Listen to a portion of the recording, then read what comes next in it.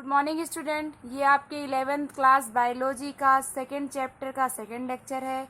इसके पहले वाले लेक्चर में हम लोग ने वर्गीकरण के बारे में, आर.एच. विटेकर ने समस्त जीवों को कितने वर्ग में बांटा गया है उसका अध्ययन हमने किया था।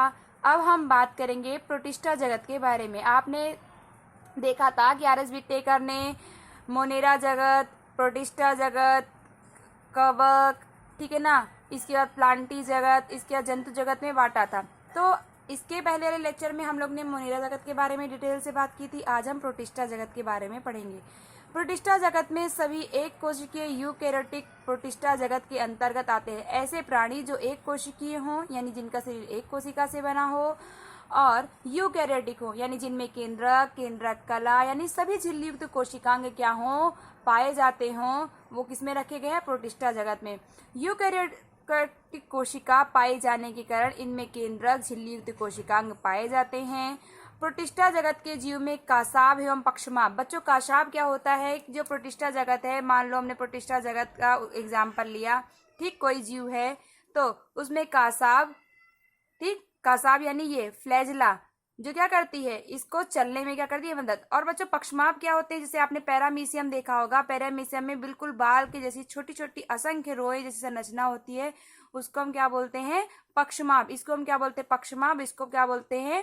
फ्लैजला। दोनों का ही काम क्या होता है? चलन करना, यानी गति प्रदान करना, जीव को गति प्रदान करना। लेकिन अंतर क्या होता है कि जो कासाब होते हैं वो संख्या में कम और बड़े होते हैं, जबकि पक्षमाप जो होते हैं वो ऐसे ऐसे होते हैं, संख्या में अधिक और आकार में क्या होते हैं? छोटे होते हैं। प्रोटिस्टा जगत के कुछ जीव कैसे होते हैं? परजीवी होते हैं, जैसे एग्जाम्पल प्रोटोजोआ। और कुछ जीव कैसे होते हैं? स्वपोषी होते हैं, जैसे क्लेमाइडोमोनास। परजीवी या नहीं जो अपने भोजन के लिए क्या हो? दूसरों पर आधारित हो, और स्वपोषी यानी जो अपने भोजन का निर्माण क्या करें? स्वयं कर लें। इस जगत में यूग्लिना एक ऐसा प्राणी है जो पादप तथा जंतु दोनों की तरह व्यवहार करता है। प्रोटिस्टा जगत में यूग्लिना एक प्राणी है जो जंतु तथा पादप की तरह व्यवहार कैसे करता है? अब देखो, पादप की तरह व्यवहार इसलिए करता है क्योंकि ये क्या होता है? स्वपोषी होता है। तो आपको पता है कि स्वपोषी मतलब जो अपना भोजन स्वयं बना ले। तो इसमें क्या होता है? क्लोरोफिल वर्णक पाया जाता है, जिसके तरह ये पेड़ की तरह व्यवहार करता है, यानी प्रकाश संश्लेषण की अभिक्रिया करता है और अपना भोजन स्वयं बना लेता है, इसलिए पादप। लेकिन क्या होता है कि जब प्रकाश उपस्थित ना हो, जब प्रकाश उपस्थित होगा तभी वो प्रकाश संश्लेषण की प्रक्रिया करेगा, तब तो पादप की तरह व्यवहार करेगा, यानी पेड़ की तरह व्यवहार करेगा। लेकिन जब प्रकाश अनुपस्थित होता है तो क्या करता है? प्रकाश संश्लेषण की प्रक्रिया नहीं कर पाता है और अपने भोजन के लिए क्या होता है? दूसरे पर आधारित होता है, इसलिए वह क्या होता है? परपोषी होता है। यानी यूग्लिना को जंतु और पौधे के बीच की कड़ी कहते हैं। क्यों कहते हैं? क्योंकि यूग्लिना जो है पादप और जंतु दोनों की तरह व्यवहार करता है। प्रोटिस्टा को 5 समूहों में बांटा गया है। अभी तक आपने देखा था ना कि वर्गीकरण जो जगत में जितने भी जीव हैं उनको 5 वर्गों में रखा गया है, मोनेरा, प्रोटिस्टा। अब प्रोटिस्टा को 5 जगत में बांटा गया है, 5 समूह में बांटा गया है। क्राइसोफाइट, डायनोफ्लैजिलेट, यूग्लिनॉइड, अवपंक कवक और प्रोटोजोआ। अब हम इसके बारे में चलिए डिटेल में पढ़ेंगे।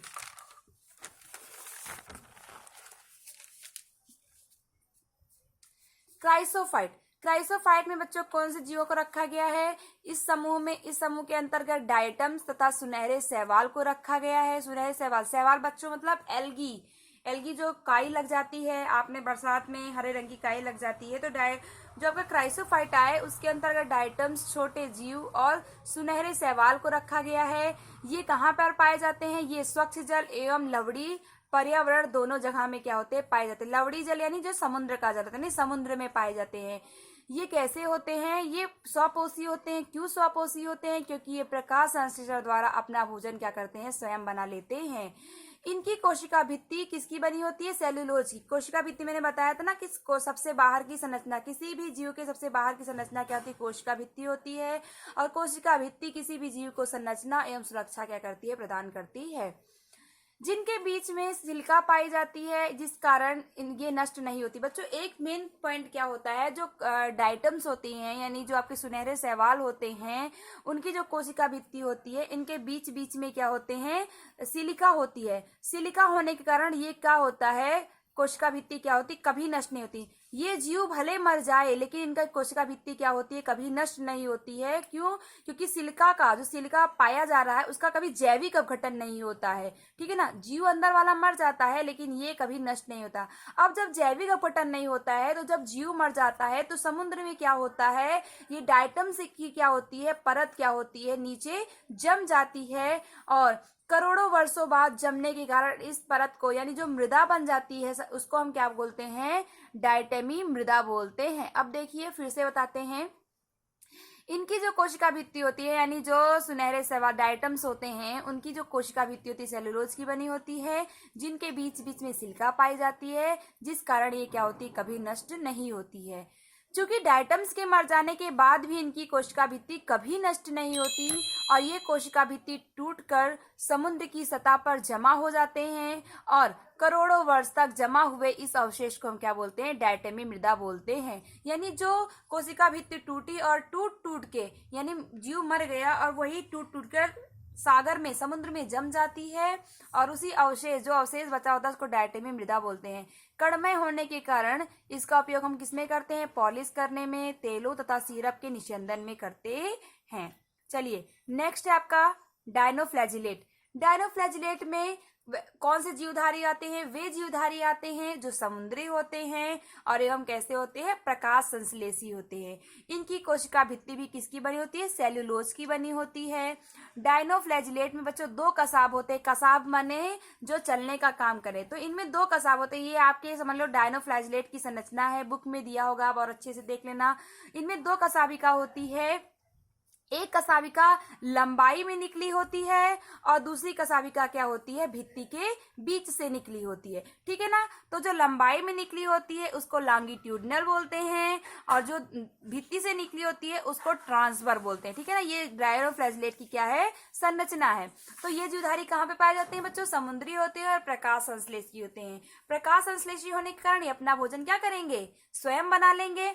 डायनोफ्लैजिलेट में दो कशाब होते हैं, एक लंबाई की तरफ तथा दूसरा भित्ति पट्टिकाओं के बीच में होता है।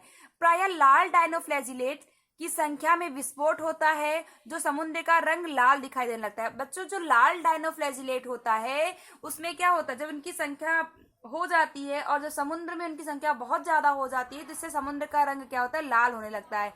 इतनी बड़ी संख्या के जीव से निकलने से जीव विष के कारण इनमें क्या होते हैं, जीव विष भी एक प्रकार का निकलता है इनके उससे, तो जिससे क्या होते हैं, मछलियां और जो अन्य छोटे जलीय जीव होते हैं वो क्या होते हैं, मर जाते हैं, ठीक है। इसका एग्जाम्पल है गोनिया लेक्स।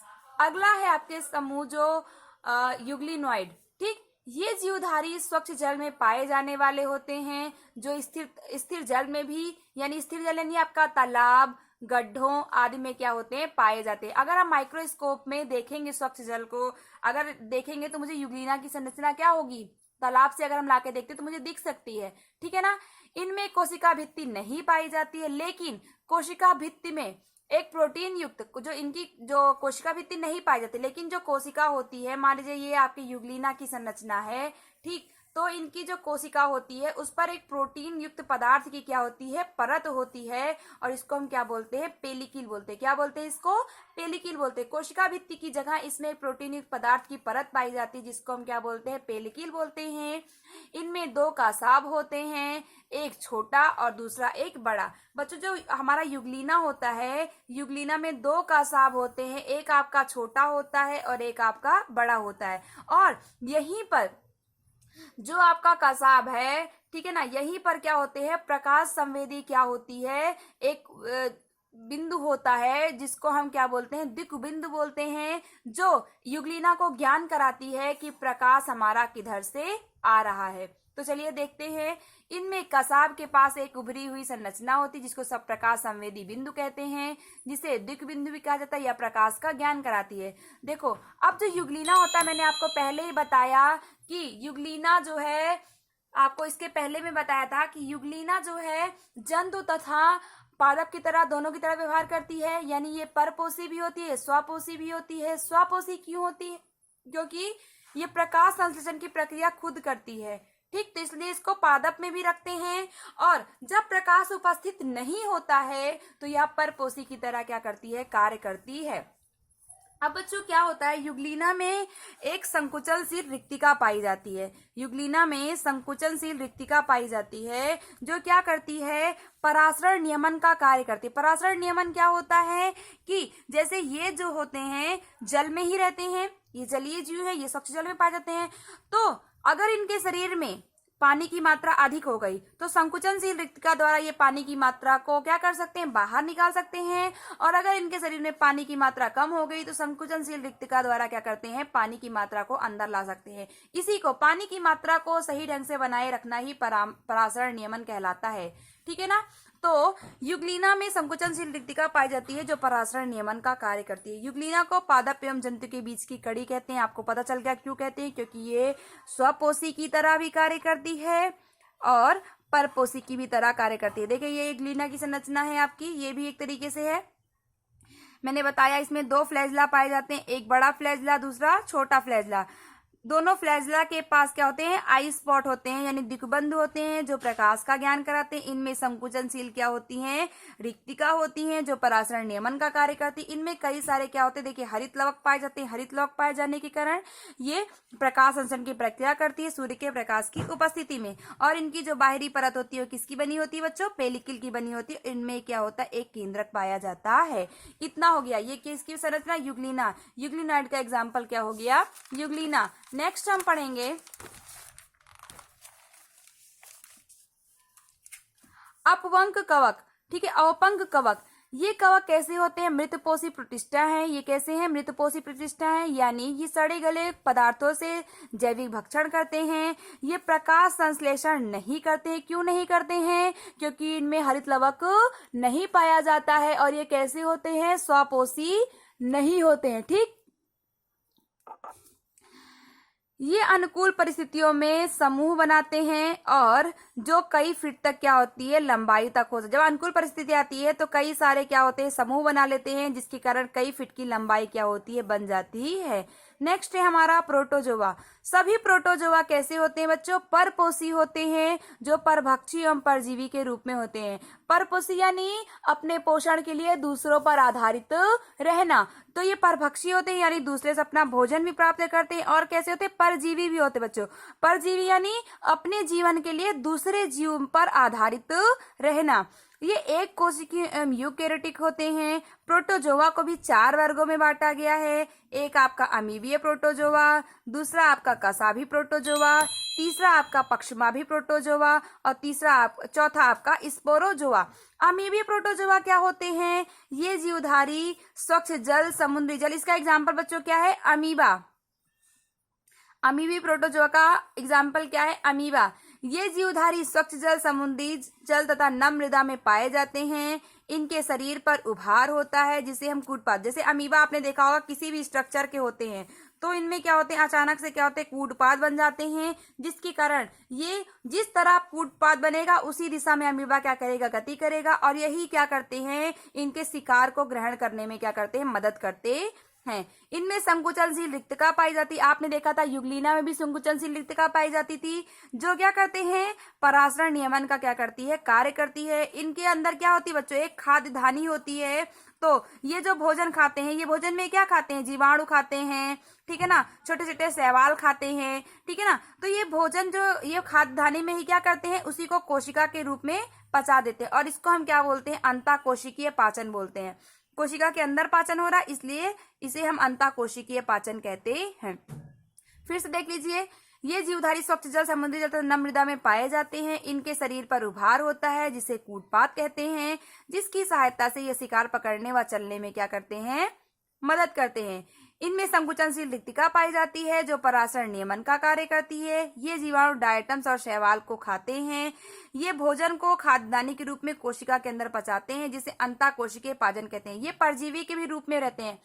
मनुष्य की आंत में एंटमीबा हिस्टोलिटिका नामक अमीबा पाया जाता है जो मनुष्य में अमीबी पेचिस क्या करता है, उत्पन्न करता है। ये क्या करते हैं, जो हमारी आंत होती है, आंत की दीवारों में क्या करते हैं, घाव उत्पन्न कर देते हैं, जिसके कारण क्या होती है, अमीबी पेचिस क्या होती है, शुरू हो जाती है। तो मनुष्य की आंत में कौन सा अमीबी प्रोटोजोआ पाया जाता है, ये क्वेश्चन कई बार पूछा गया है। तो एंटमीबा हिस्टोलिटिका। नेक्स्ट है आपका कसाभी प्रोटोजोआ। कसाभी प्रोटोजोआ में इस समूह के सदस्य स्वच्छंद एवं परजीवी होते हैं।